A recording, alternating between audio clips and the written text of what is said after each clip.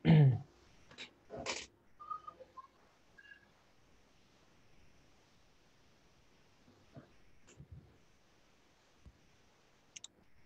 Assalamualaikum warahmatullahi wabarakatuh. Berikan komentar ya yang sudah nonton ya.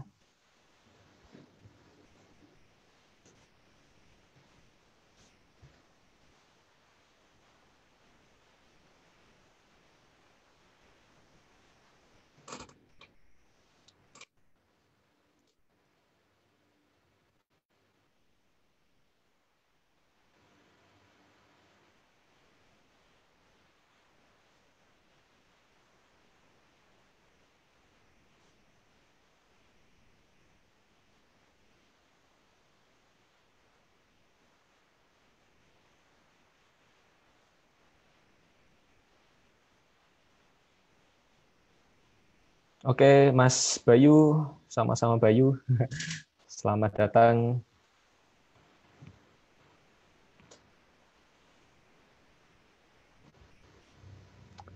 Rambutnya udah gondrong ya. 2 bulan nggak potong rambut.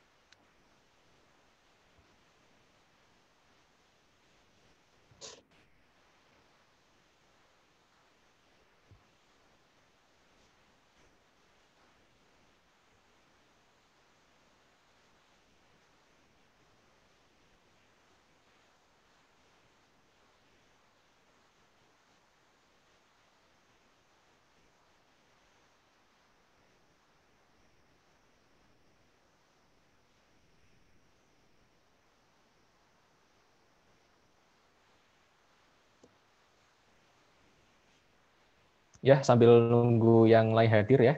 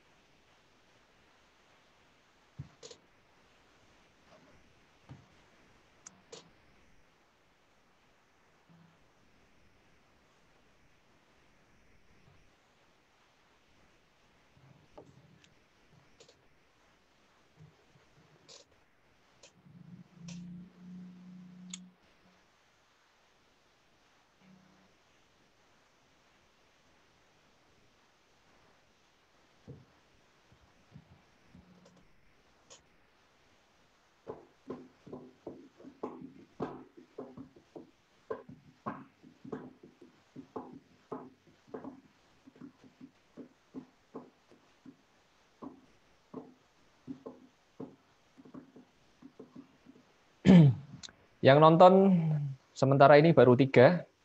Komen dong.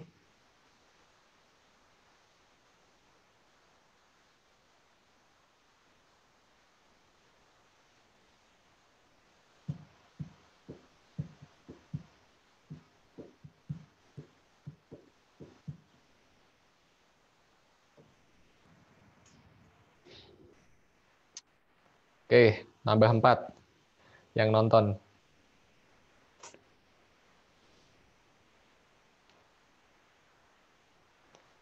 Mungkin lagi habis sholat asar ya. Ya, waktu Indonesia Barat.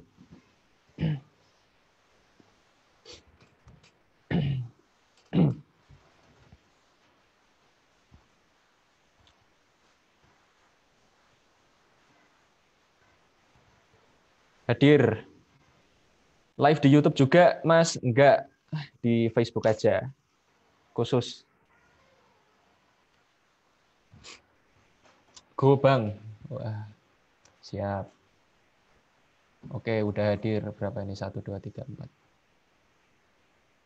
Langsung mulai aja ya, kayaknya ya. 4 menit lagi deh. 4 menit lagi, pas jam 16.10 kita mulai. karena kalau nunggu yang lain kelamaan. Bismillahirrahmanirrahim.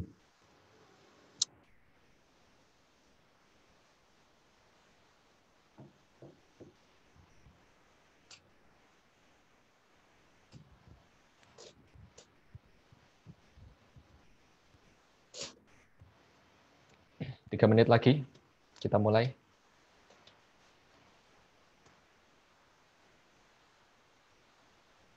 Ini slideshow-nya saya baru buat tadi siang ya. Materinya juga baru di. Saya tuh kalau bikin materi itu sekarang kebiasaannya ya, karena sudah belajar yang namanya desain pembelajaran, saya selalu bikin yang namanya kerangkanya dulu. Ya, desain pembelajarannya, tujuan akhirnya tuh peserta mau dapat apa, pengen bisa apa, kalau workshop ya, kalau seminar kayak gini ya, mau tahu apa, itu ditulis dulu, dirancang, kemudian ditulis turunan-turunannya ya, kayak peta gitu, peserta mau diajak kemana nantinya. Nah, ini baru saya buat tadi pagi rancangannya, materinya juga baru selesai siang termasuk PowerPoint-nya ini.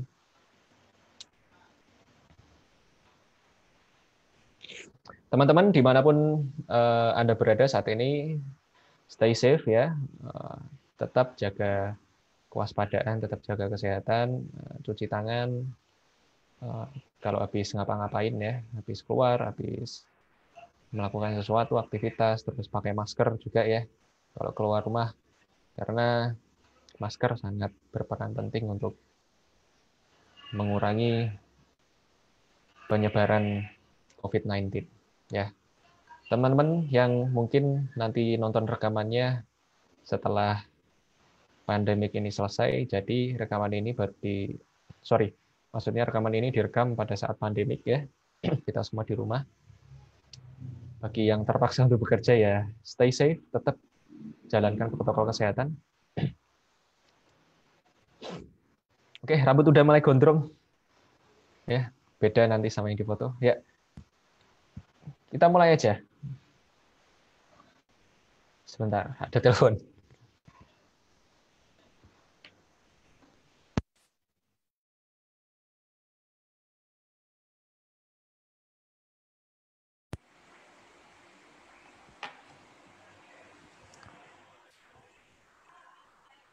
Linknya ditunggu. Oh ya, sebentar. Ada yang mau join di meeting room-nya? Saya akan bagikan linknya dulu via WA ya, ke teman-teman yang minta link. Sebentar teman-teman ya, karena mendadak diinfoinnya dari customer service. Oke.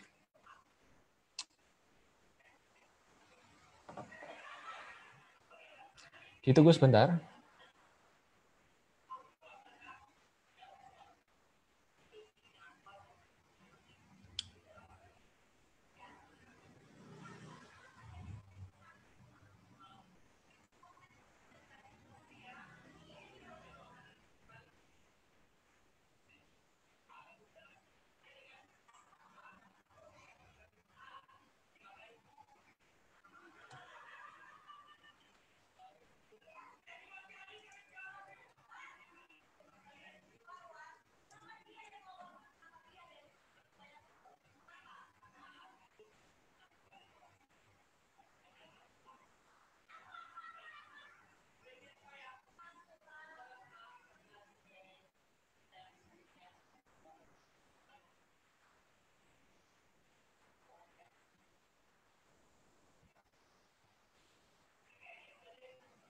Oke, mohon ditunggu sebentar ya, teman-teman. Saya mau bagiin link dulu ke teman-teman yang mau gabung di kelasnya, di meeting room-nya ini.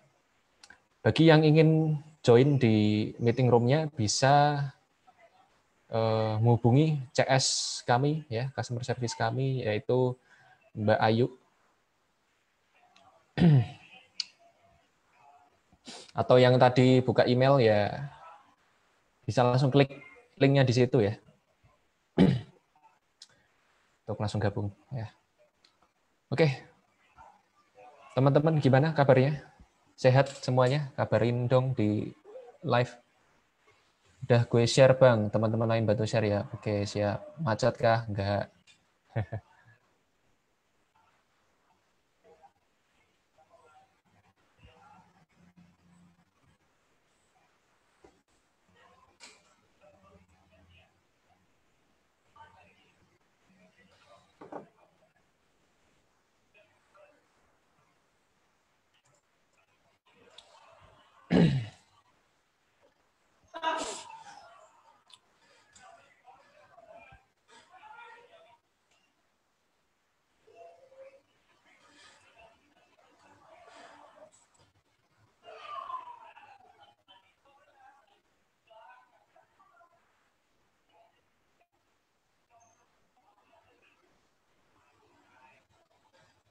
Oke, link udah dikirim.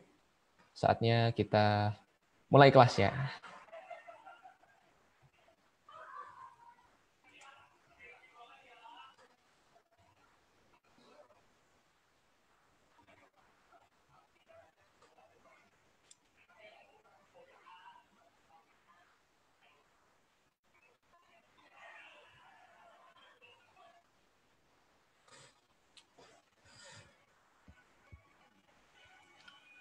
Oke, Bismillahirrahmanirrahim. Assalamualaikum warahmatullahi wabarakatuh. Teman-teman, dengar suara saya ya. Alhamdulillah sehat Mas. Ya, alhamdulillah.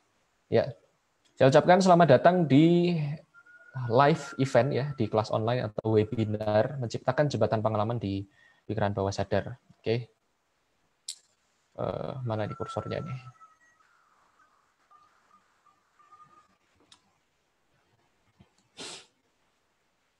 Oke, selamat datang di Oke.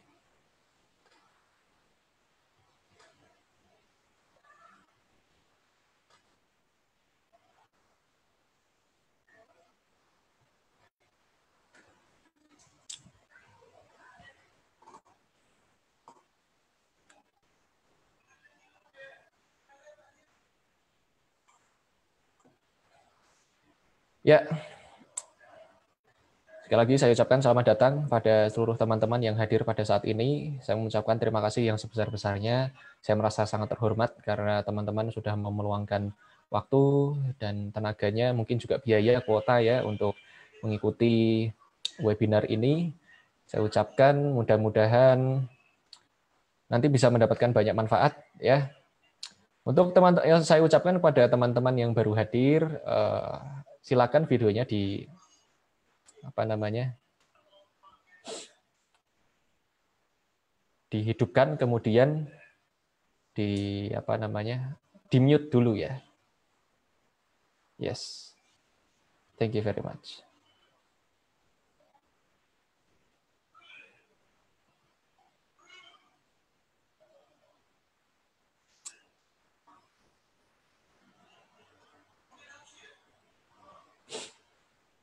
Ya oke, sudah di mute. Ya nanti pas tanya jawab bisa mulai tanya jawab ya, bisa langsung tanya. Nanti akan saya berikan kesempatan. Ya. Ya, perkenalkan dulu, saya Bayu Aji Prasetyo sebagai narasumber atau teman atau partner apapun itu yang senyamannya Anda ucapkan ya. Pada kesempatan kali ini, saya adalah manusia di Magna Human Development. Saya sebagai founder juga saat ini sebagai CEO. Ya, Bapak Iskandar, selamat datang. Oke, teman-teman semuanya yang baru hadir, mohon mic-nya untuk di mute dulu.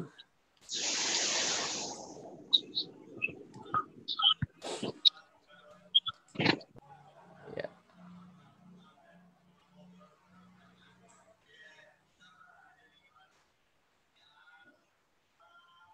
Ya, oke.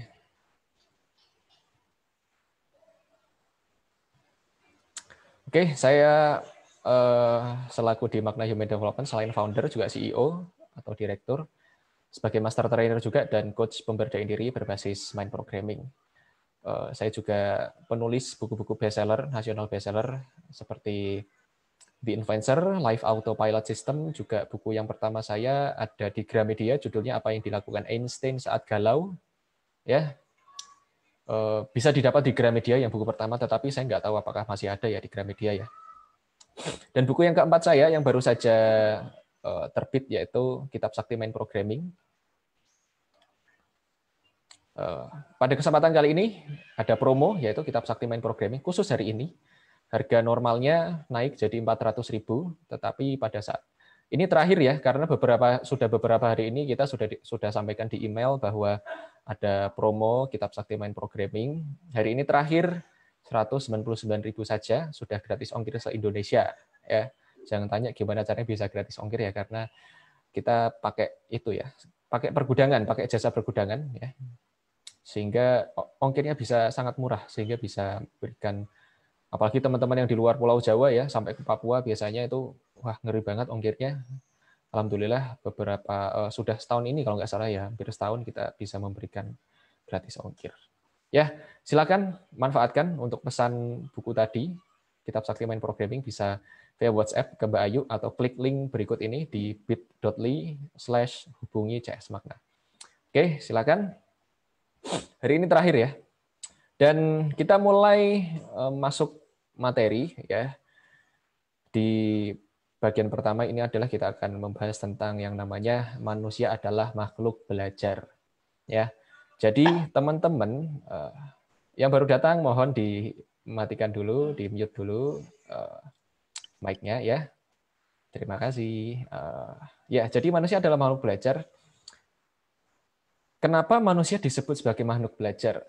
Begini, misal nih, saya mau tanya sama teman-teman, mohon komen ya, mohon komen atau nanti hidupkan yang di ruangan ini, di meeting room ini, mohon hidupkan mic-nya nanti untuk menjawab. Di sini ada yang bisa bahasa Rusia nggak? Teman-teman yang di meeting room bisa bahasa Rusia nggak? Nggak ada. Nggak ada. Ini Bu Norita ya atau Pak Norita ini? Kok? Iya, halo. Halo, Pak Norita atau Bu Norita ini? Ibu. Oh, ya. Tapi saya pakai HP-nya. Oh iya, nggak bisa bahasa Rusia ya Bu ya? Oh, ini Bapak ini Pak, Pak. Oh Bapak, Pak Norita, oh ya, bisa. Jadi HP-nya saya pakai. Oh iya, oke. Bisa bahasa Rusia Pak? Oh, nggak bisa Pak. Nggak bisa. Kenapa Pak kok nggak bisa bahasa Rusia? Aduh, nggak ngerti, belum pernah dipelajari sama sekali Nah, lah. oke, sip. Oke Pak, boleh di-mute lagi ya Pak ya, mic-nya ya. Terima kasih atas jawabannya. Iya. Oke, ya jadi seperti itu teman-teman. Kenapa manusia kok disebut sebagai makhluk belajar? Karena seperti tadi ya, kita nggak bisa bahasa Rusia karena belum pernah belajar.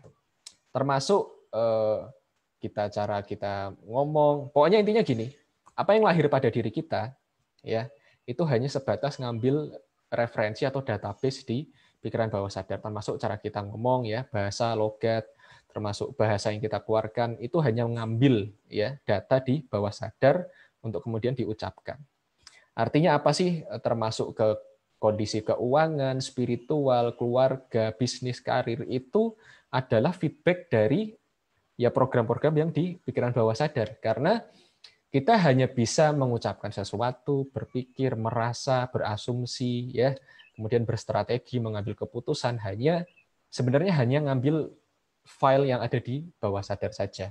Kita hanya ngambil database yang ada di pikiran bawah sadar, kemudian kita lahirkan berupa pemikiran-pemikiran, kemudian ucapan-ucapan, ya, perilaku, tindakan, kebiasaan. Dan dari seluruh perilaku tersebut kemudian akan mendapatkan feedback dari kehidupan ya secara konsekuensi logis berupa realita, ya. Begitu. Selanjutnya, nah, intinya manusia berpikir dan bertindak dengan mengambil referensi dari pikiran bawah sadar. Kita sama-sama tahu seperti yang telah kita jelaskan tadi bahwa kita nggak bisa ngomong bahasa Rusia karena belum pernah belajar. Kalau mau bisa ya harus belajar. Ya, intinya apa sih belajar itu kan proses memasukkan informasi ke pikiran bawah sadar ya, masukkan data-data untuk kemudian dikolektifkan jadi sebuah database, menjadi sebuah program yang bisa kita gunakan untuk berpikir, berperilaku, intinya untuk merespon keadaan. Ya, seperti itu. Kemudian selanjutnya kita akan membahas tentang model subjektif dunia manusia ya. Sampai di sini ada pertanyaan nggak yang tadi yang ini manusia adalah makhluk belajar, manusia berpikir dan bertindak. Sebelum kita masuk ke sini, boleh yang di Facebook sampaikan komentar ya yang mau tanya. Oke, ini ada yang masih. Nah, sip. Kalau nggak ada pertanyaan kita lanjut ya. Ya, kita masuk ke model subjektif dunia manusia. Jadi, teman-teman pernah nggak buka ya, misal menuju ke suatu tempat tertentu, buka yang namanya map ya, peta di HP gitu ya. Kalau pernah, mungkin akan sangat familiar dengan tampilan di peta ya. Ada yang warnanya biru untuk jalan, ada garisnya. Kemudian pertanyaannya adalah, apakah semua yang ada di peta tersebut benar-benar ada di dunia nyata? Pertanyaannya adalah, apakah yang ada di peta tersebut benar-benar ada di dunia nyata? Sebagian ada, tapi sebagian juga tidak ya. Jadi peta itu belum tentu merepresentasikan wilayahnya. Misalnya di peta belum ada yang namanya warung soto Mbok Giem. Tetapi pas kita di jalan ngikuti peta tersebut, ternyata di realitanya nih di lapangan ada loh warung soto Mbok Giem, tetapi petanya belum update. Nah, artinya apa sih? Manusia tuh sama seperti peta itu tadi ya. Di dalam pikiran bawah sadarnya itu memiliki peta internal ya yang disebut sebagai model subjektif dunia manusia. Ya, jadi apa yang di dalam pikiran bawah sadar manusia belum tentu merepresentasikan apa yang ada di luar. Ya. Jadi misal katakanlah ada orang yang mikir nih, mungkin kan yang di kondisi saat ini banyak yang baru mungkin dirumahkan, mungkin di PHK, kita ikut prihatin, mudah-mudahan kita bisa bantu dan teman-teman yang dirumahkan bisa bermanuver ya. Kemudian kan harus kerja di rumah. Nah, mungkin di peta teman-teman sebagian besar saat ini belum tahu nih gimana caranya kerja di rumah, bagaimana caranya menghasilkan di rumah. Padahal banyak loh orang yang bisa menghasilkan dari rumah. Ya, seperti para internet marketer, digital marketer, ya, desain grafis. Pokoknya orang-orang yang bisa kerja dari rumah dan menghasilkan ternyata ada. Nah, tetapi apakah realita tersebut juga ada di dalam benak teman-teman pada saat ini? Belum tentu. Karena setiap orang memiliki model dunianya masing-masing. Cara pandang saya terhadap sesuatu dengan Anda terhadap sesuatu pasti berbeda. Ya, karena kan kita hidup tuh hanya selebar pandangan mata kita, apa yang kita dengar dan apa yang kita rasakan setiap hari. Apakah Anda pernah masuk ke mungkin gorong-gorong, lihat di situ ada kuman atau ada kan atau apapun kan belum tentu ya. Jadi kalau misal dikalkulasi kita melihat realita kehidupan ini sebenarnya tidak lebih dari 10%. Ya. Bahkan kalau dibilang 10% itu kita tahu tentang realita kehidupan ini terlalu banyak. Ya bahkan 1% aja kurang ya.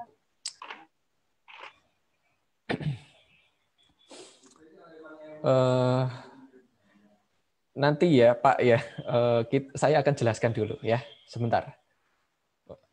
Ya.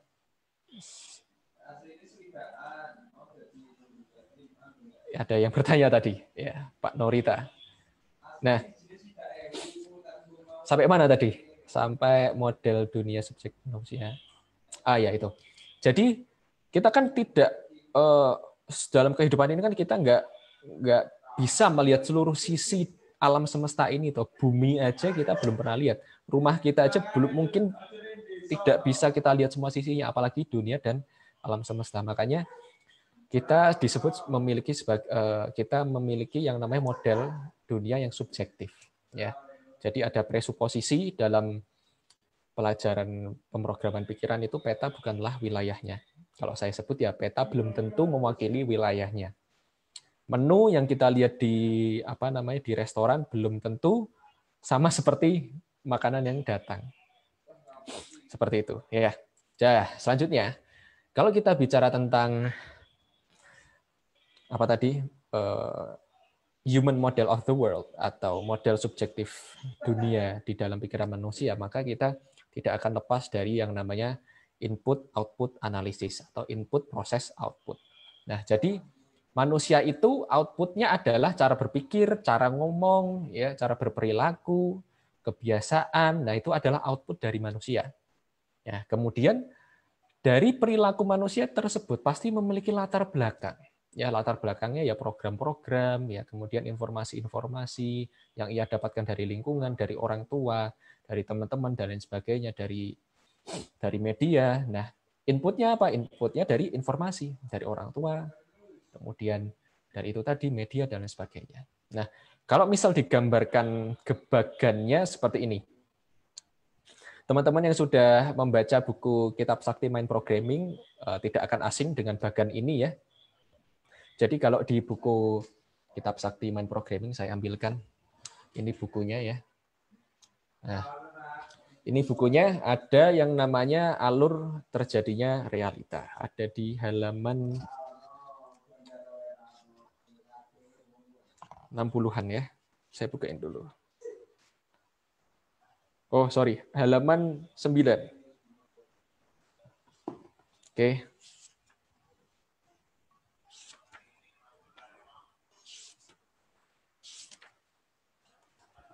Oh, sorry, bukan. Halaman 17. Nah, kayak gini.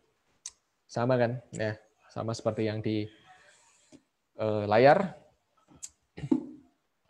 Jadi, alur terjadinya realita kehidupan manusia itu diawali dari yang namanya input informasi. Ya, kita bisa lihat di sana ada input informasi dari mana? Yang terdekat pasti dari keluarga, terus dari lingkungan, ya dari orang tua, dari lingkungan, kemudian pas sekolah ya dari sekolah, ketika kita mengonsumsi media ya dari media, dari manapun itu ya, dari komunitas, dari apapun itu. Pokoknya sistem input informasi kita itu adalah indera kita ya, masuknya melalui indera, yaitu visual, auditori, kinestetik ya, pencacapan, perasaan, ya olfaktori, gustatori ya, pencacapan dan perasaan. Tapi secara garis besar ada 3, yaitu visual, penglihatan, auditori, dan kinestetik. Olfaktori dan gustatori, pencacapan dan perabaan itu masuk ke kinestetik. Nah, kemudian masuk difilter dengan yang namanya state. Nah, state ini yang akan mempengaruhi bagaimana makna dari sebuah informasi. State itu apa sih? Kondisi pikiran, perasaan, dan fisiologi, dan fisik. Nah, misalnya ada orang yang pas ada lagi bad mood nih, tiba-tiba ada bercandain sama teman, kan kecenderungannya Anda akan marah. Artinya apa sih? Beda state akan beda pemaknaan informasi. Nah, informasi yang masuk akan dimaknai dengan bantuan state, kemudian akan terjadi penciptaan yang namanya menjadi sebuah beliefs ya, keyakinan-keyakinan, belief system, kemudian value, nilai-nilai yang dianggap penting, kemudian rules ya, kemudian bahasa, language, dan lain sebagainya ya, asumsi, persepsi terhadap sesuatu, self image, self concept, pokoknya semuanya masuk dari yang namanya input informasi tersaring maknanya dari state. Nah, kemudian dari program-program tersebut ya, itu di kolom proses ya, tadi ya input, prosesnya jadi beliefs, value, rules dan lain sebagainya, kemudian akan timbul yang namanya output berupa perilaku, respon, strategi, cara berbahasa, dan sebagainya. Nah, dari output tersebut kita akan mendapatkan feedback dari kehidupan. Misal katakanlah ketika Anda jalan, katakanlah ya perilaku Anda pada orang yang tidak dikenal, Anda tiba-tiba bentak-bentak. Nah, kemudian Anda akan mendapatkan feedback dari kehidupan dari orang tersebut. Orang tersebut akan marah pada Anda juga. Nah, itulah feedback. Oke? Nah, itulah alur terjadinya realita. Jadi, kalau misal Anda memiliki suatu perilaku yang baik atau buruk, atau katakanlah buruk ya, misal Anda pengen ubah ya, Anda bisa tarik mundur. Kira-kira ini perilaku ini karena apa sih? Ya, karena beliefku yang mana, karena value-ku yang mana, karena self image-ku yang mana, karena kejadian masa lalu yang mana ya, karena setiap perilaku itu pasti memiliki latar belakang pengalaman. Nah, kemudian dari situ kita bisa mengotak-atiknya ya untuk menciptakan perubahan. Karena beda makna, informasi yang sama, tetapi beda makna akan menciptakan perbedaan persepsi, perbedaan beliefs, value, ya, kemudian akan menciptakan perbedaan perilaku. Memiliki perbedaan perilaku dan respon akan menyebabkan perubahan realita. Jadi kalau misal selama ini realita kehidupan Anda gini gitu aja, ya berarti itulah representasi dari apa yang ada di dalam pikiran bawah sadar. Kalau pengen ngubah ya harus diubah programnya. Ya, bagaimana cara mengubah programnya? Ya mulai dari mengubah input informasi. Ya, salah satu untuk mengubah kan dengan konsistensi, ya, dengan repetisi informasi yang sama berulang-ulang agar menghasilkan yang namanya program yang baru. Ini ngomong-ngomong lagi puasa, ternyata kering juga ya ngomong kayak gini ya. Oke, nggak apa-apa. Nah, kita mulai masuk ke inti pembahasannya ya. Kita akan, sebelum masuk ke inti pembahasannya, adakah pertanyaan yang mungkin ada di ruangan kelas ini? Silakan kalau misalnya ada pertanyaan. Tadi Ibu Pak Norita, silakan jika ingin bertanya. Tadi sudah melambaikan tangan ya. Yes. Siapapun yang mau nanya atau yang ada di grup. Mas, ada suara yang mengganggu. Oh, oke, sebentar ya.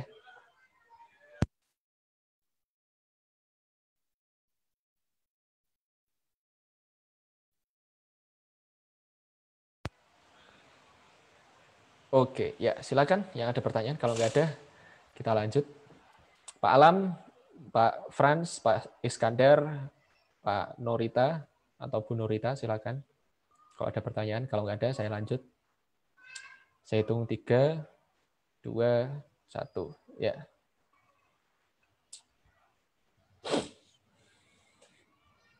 Ya, kita masuk di materi intinya, yaitu menciptakan jembatan pengalaman di pikiran bawah sadar. Ya.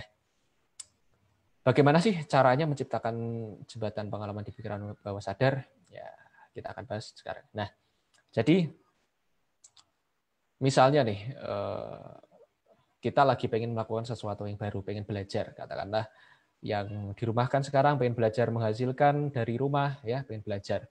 Artinya apa sih? Ada yang namanya gap kan antara kondisi sekarang dengan kondisi yang diinginkan. Nah, belajar itu, proses belajar itu sama seperti membangun jembatan yang menghubungkan dua tempat yang terpisah antara kondisi sekarang dengan kondisi yang diinginkan.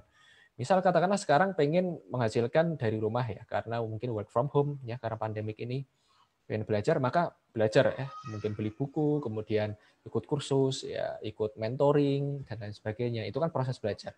Artinya proses belajar adalah memasukkan informasi ke pikiran bawah sadar, ya, diolah menjadi database, kemudian diolah menjadi program. Dari program tersebut akan muncul yang namanya perilaku, kayak tadi ya, di ini alur terjadinya realita. Nah, kembali lagi ke sini, proses belajar manusia sama seperti membangun jembatan. Jadi kalau misal di neurolinguis di otak itu ya ada yang namanya sinapsis.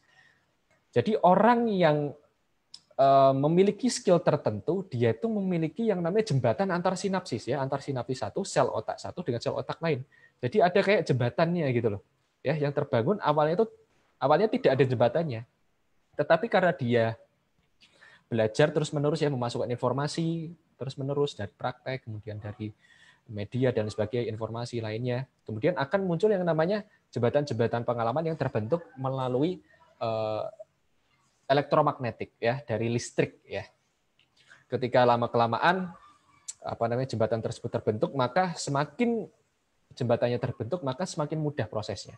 Jadi sama seperti ketika kalau misalnya Anda bikin jembatan, kan awalnya kan untuk berpindah dari satu tempat ke tempat lain itu kan susah ya. Tapi kan semakin lama jembatannya dibuat, semakin mudah kan perpindahannya. Nah, sama seperti itu.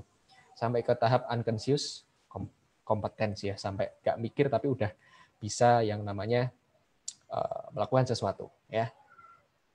Dengan sangat baik. Nah, kemudian ini lagi ya, proses belajar itu memasukkan informasi ke pikiran bawah sadar melalui visual ya. Ingat ya, sistem input informasi kita itu dari mata ya, dari visual, kemudian auditori dan kinestetik. Makanya hati-hati banget sama yang namanya sistem input informasi kita ya, karena informasi yang masuk ke pikiran bawah sadar itu lewatnya ini ya, disaring oleh state ya, pemaknaannya dari critical area, kemudian tembus jadi database ya, kemudian dari database tersebut terolah lagi menjadi program, kemudian dari program tersebut akan memunculkan sebuah perilaku. Misalkan informasi-informasi tentang bahasa Inggris ya.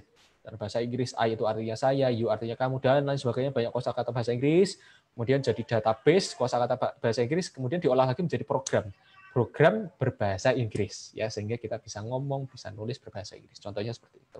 Nah, sampai sini ada pertanyaan mungkin dari Facebook. Karena di Facebook ini live-nya telat 20 detik ya dari yang di meeting room ini ya. Jadi rugi kalau nggak ikut yang di meeting room ya. Cuma ikut di karena nggak bisa interaksi langsung. Tapi nggak apa-apa.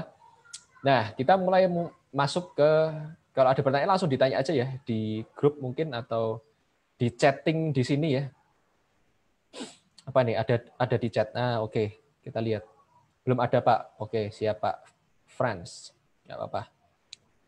Nah, kita masuk ke yang namanya teknik menciptakan jembatan pengalaman di pikiran bawah sadar secara internal. Nah, intinya begini, ketika kita ingin melakukan sesuatu yang baru dan kualitas, atau kita ingin merealisasikan sebuah goal, artinya kan kita sedang menuju dari kondisi sekarang ke kondisi yang diinginkan.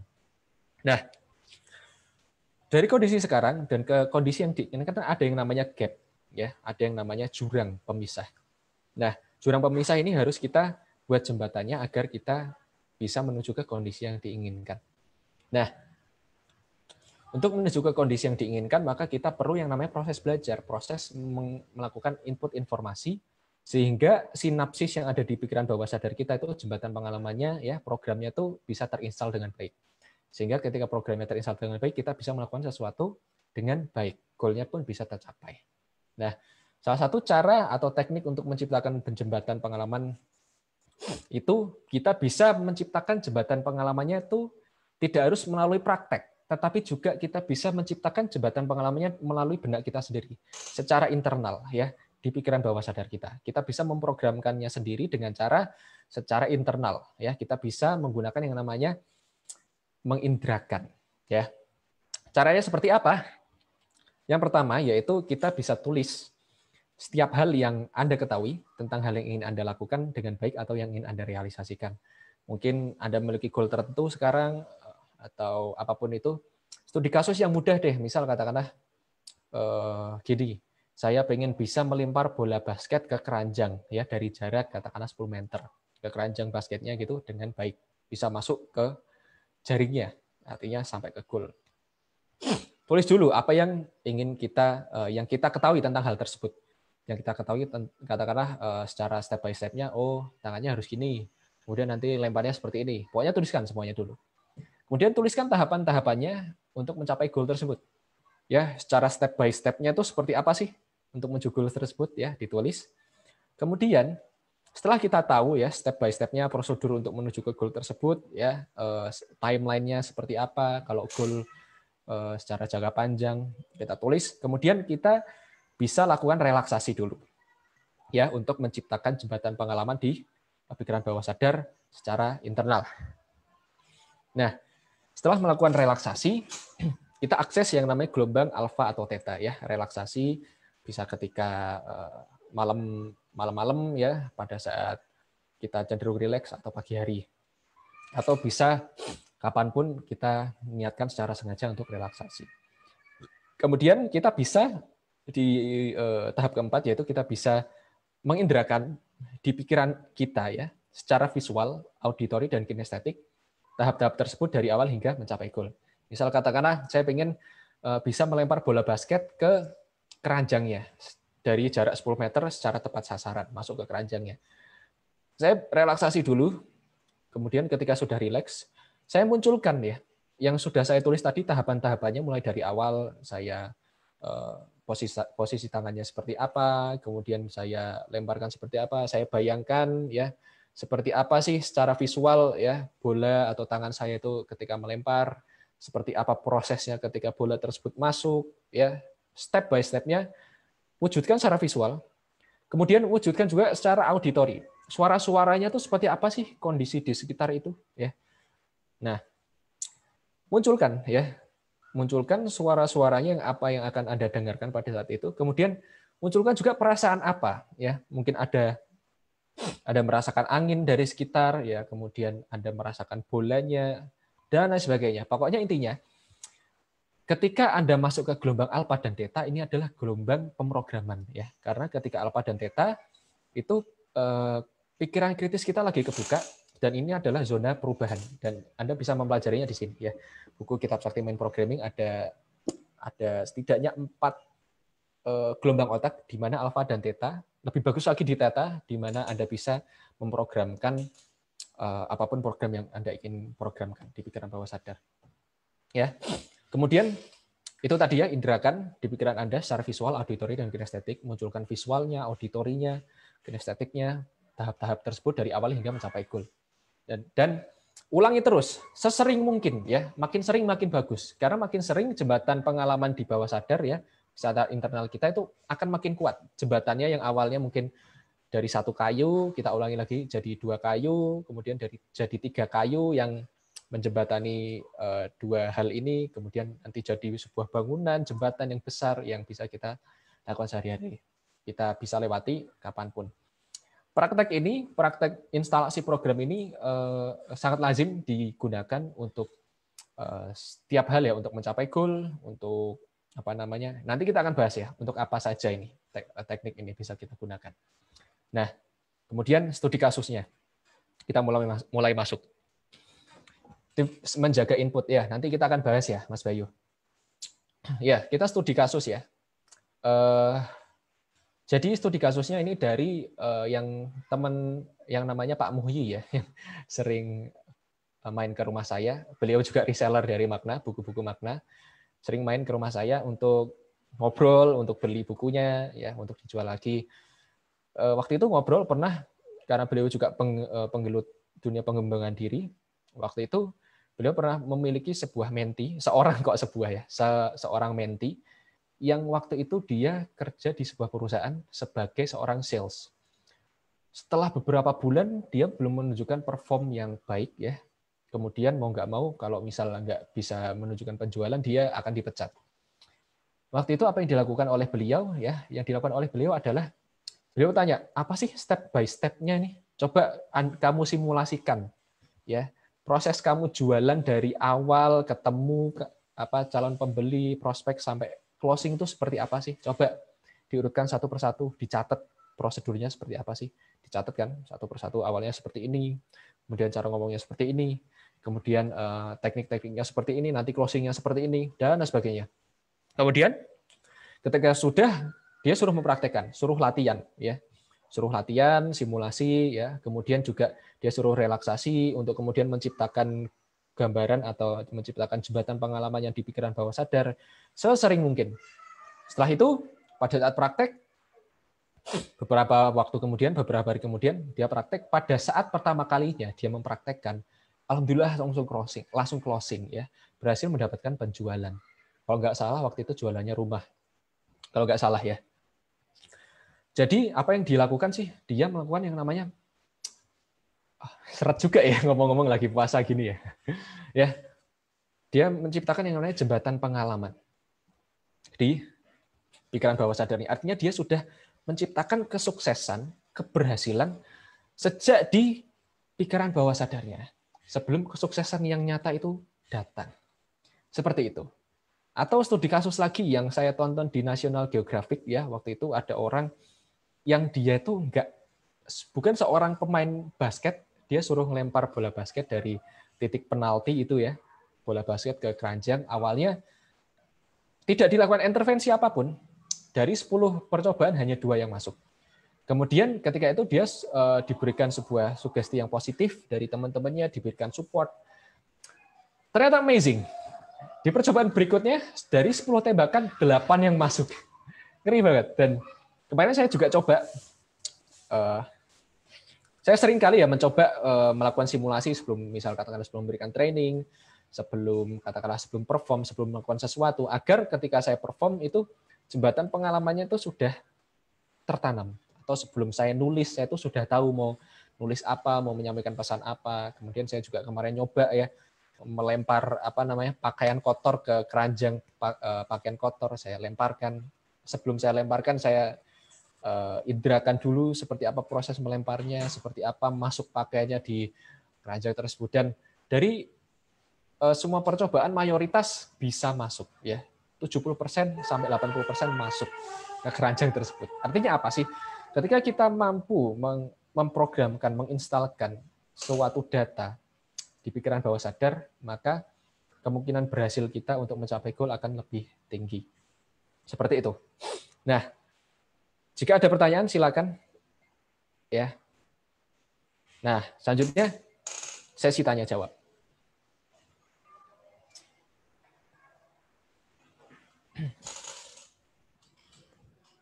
Oke, ada yang bertanya, yaitu Mas Bayu atau Pak Bayu ya, sama-sama Bayu. Tips menjaga input, ya dijaga ya. Misalnya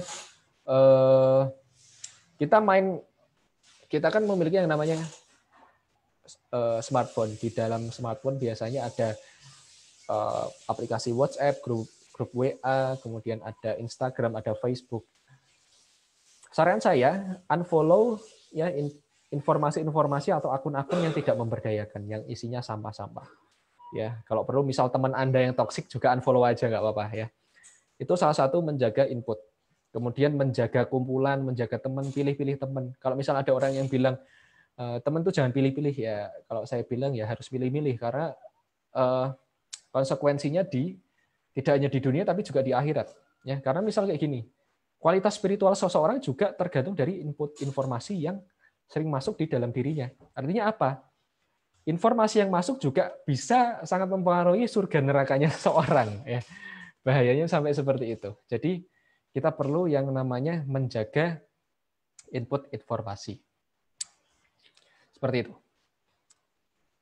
Silakan yang ada di grup ya, Pak Alam, Mbak Ayu, Pak Frans, Pak Iskandar, Bu Norita, Pak Norita.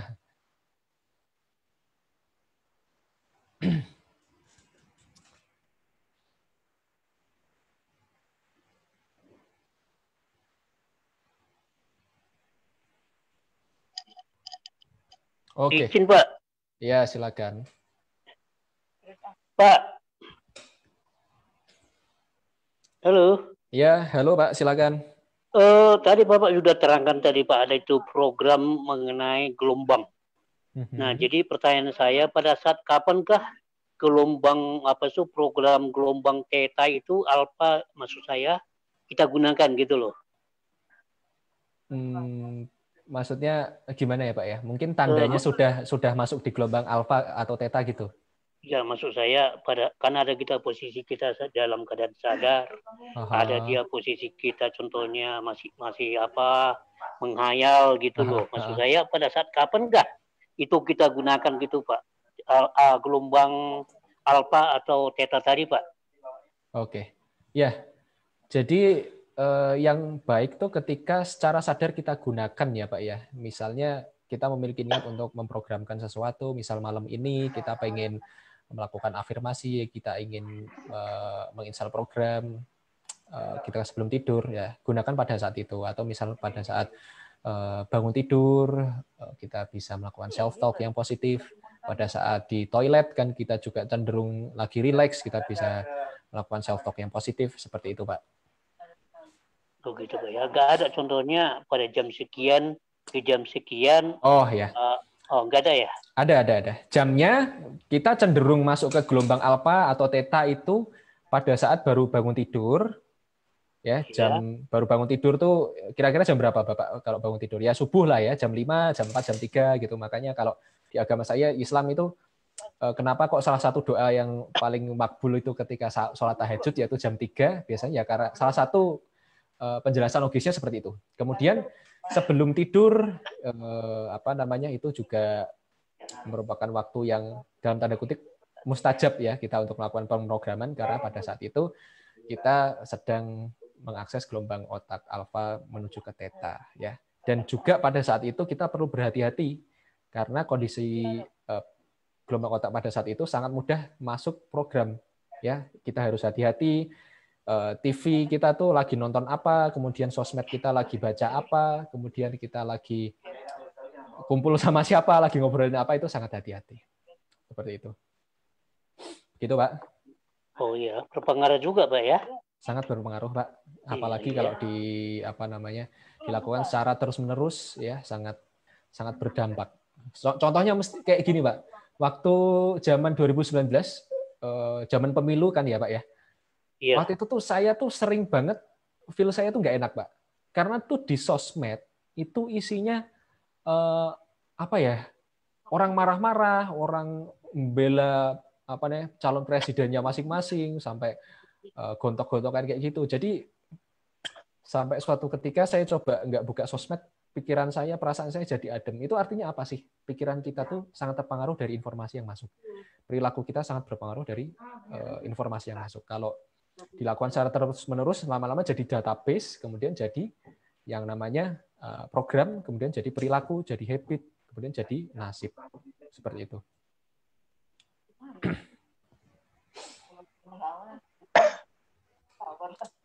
Ya, seperti itu, Pak.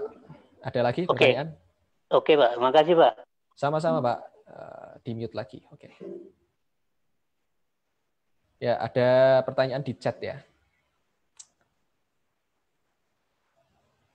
Oh, Pak Iskandar, izin leave dari grup. Oke, HP overheating, siap.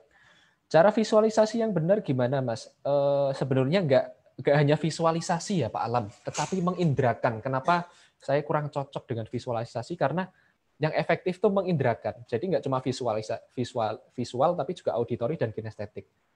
Yang benar ya, yang benar gimana ya? Maksudnya benar tuh gimana ya, Pak ya? Saya kurang bisa nangkep benarnya tuh maksudnya seperti apa. Mohon dijelaskan lagi, Pak. Mungkin Pak Alam bisa langsung ngobrol ya menggunakan atau diketik ulang. Ya, kita beralih ke Facebook ya. Bagaimana menurut Mas Bayu mengenai social media distancing? Social media distancing itu maksudnya gimana ya? Oh, nggak main sosmed dulu ya. Menurut saya bagus ya, bagus untuk ketenangan batin. Pada intinya gini,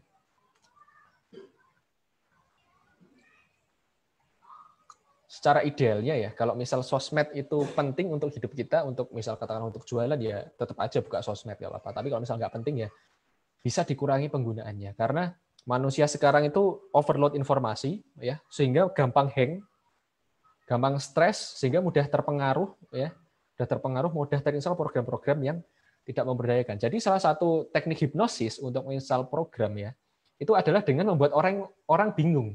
Nah, ketika orang bingung kan ngehang tuh. Cara bikin orang bingung gimana? Kita jejelin aja informasi sebanyak-banyaknya, lama-lama kan bingung. Ketika bingung, critical area melemah, kita bisa memasukkan program. Nah, itu salah satu teknik hipnosis. Nah, makanya social media distancing mungkin yang dimaksud adalah kita puasa sosial media, menurut saya sangat memberdayakan ya.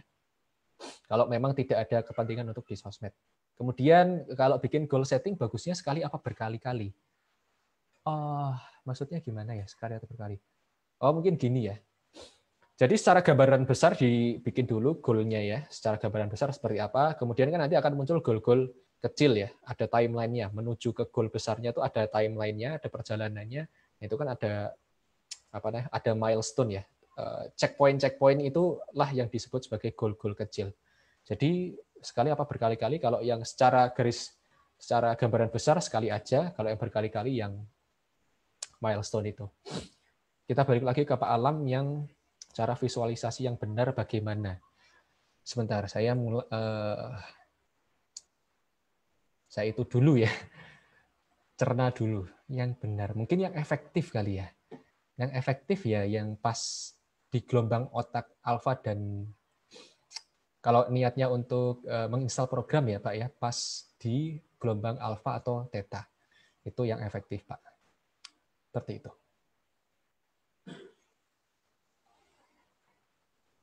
Ya, silakan. Ada pertanyaan lagi? 4 menit lagi ya, kita akhiri karena jam 5 kita berakhir. Tenggorokan juga udah kering banget karena nggak minum ya.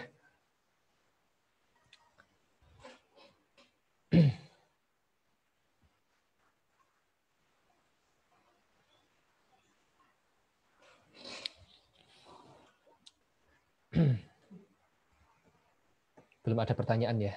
Ini sesi tanya jawab. Oke, siapa ini?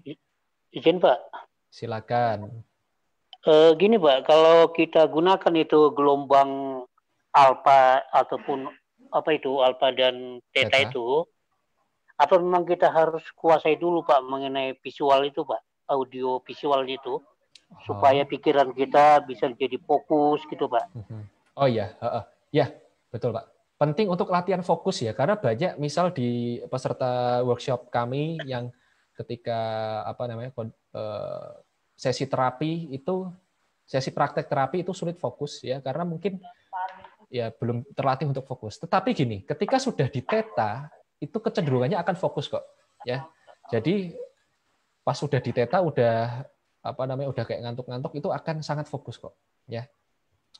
Bisa menggunakan bantuan audio ya, direkam sendiri seperti itu. Jadi kondisi theta adalah kondisi fokus ya, seperti itu.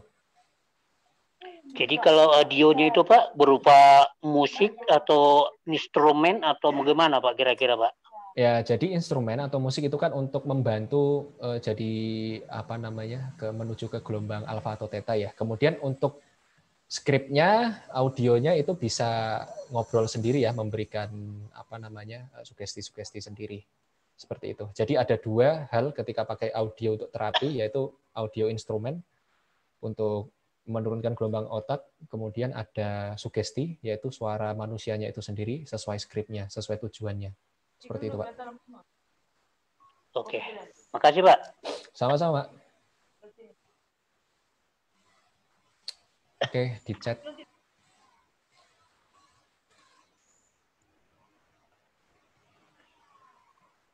Konkretnya, secara sistematis untuk menulis tahapan mencapai goal tersebut, apakah pakai flowchart, tabel, atau analisa keuangan, Pak?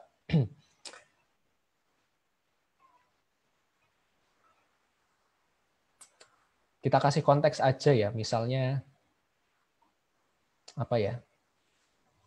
Mungkin kalau dari pertanyaannya Pak Frans ini pengusaha ya, tabel atau analisa keuangan, atau mungkin konsultan keuangan. Ya misal targetnya mencapai suatu penghasilan ya, katakanlah 100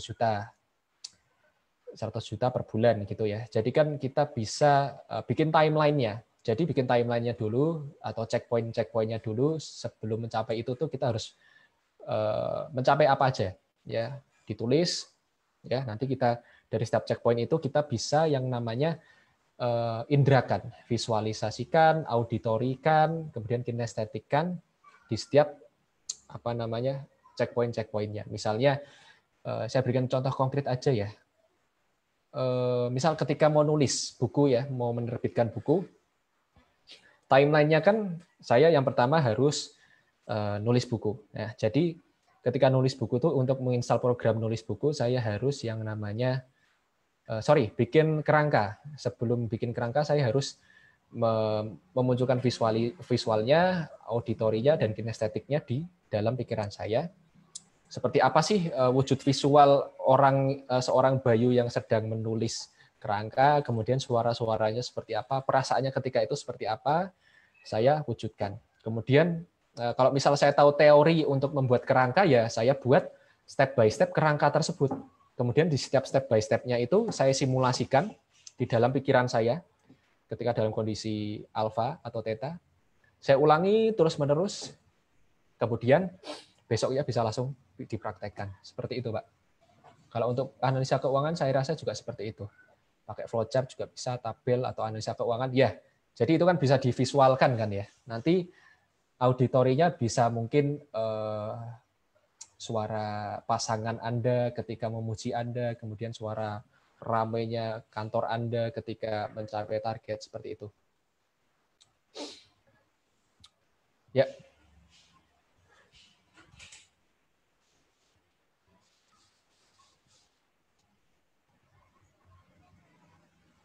Mas Bayu bisa jelaskan lebih lanjut mengenai otak hang karena informasi. Lebih lanjut yang seperti apa ya? Lebih lanjutnya